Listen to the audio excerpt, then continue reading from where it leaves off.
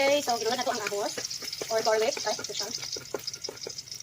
Alright, and then next is the white onion. Okay, so atong laton nga, brown siya or yung gabi nga pagkutsi kayo pero kanang gawas iyahang aroma. Sorry, aroma dito. And then ang kalahay, kaya na po siya, guys. Pasensya na kasi akong video, guys, kayo. Ako ang sugkay, ako pa ang video. And then, butangan na to siya, ibutang na to ang kani. So, mag-wonder mo nga. Ano, permiti man ground meat ang imong ginasagol. Wala naman lain, guys, muna lang nabilin. Kaya hapit naman ang 10 bets naman. So, muna lang yung nabilin. So, muna siya akong ginapalit, guys. Kay, pwede lang mo siya masagol-sagol sa gulay.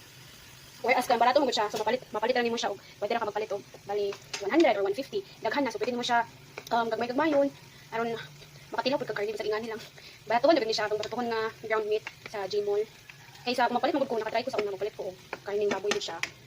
Mugay kayo, guys, gabi kagahi. Ug matangtang lang imong ipon. Mugay kayo nimo natagam ko labi na to napalit ko kanang pork ribs. Awan ng mga bukog na sa bawon.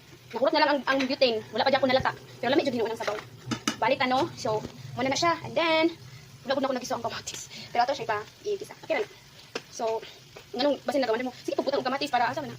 Wala lang, lamian lang ko nay kamatis sa mga gulay. Pero ako kung ginatansya kung bagay ba siya nga gulay, ang bagay ba siya ang nasudan. Kay ganahan ko kanang murag aslam gud gamay.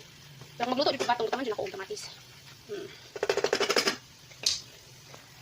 Nya, kuan, nagapalit pud ko og kanang kuan gud siya, back rib sa chicken sa manok ng mag-ano ko grocery. Mo din ako ang bali 100 kapin naman kilo ano. So, upat ka buok ko ang paliton, dili pa kilo upat ka buok.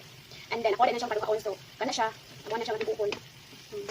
Anong budget lang kita kasi grabe kapit sa panahon karon. So, butangan na to siyang tuyo. Ay nara dili na. Butangan na to siyang tuyo. Diba na sa butang. Pero okay na, guys. Ito na lang kuan na niya.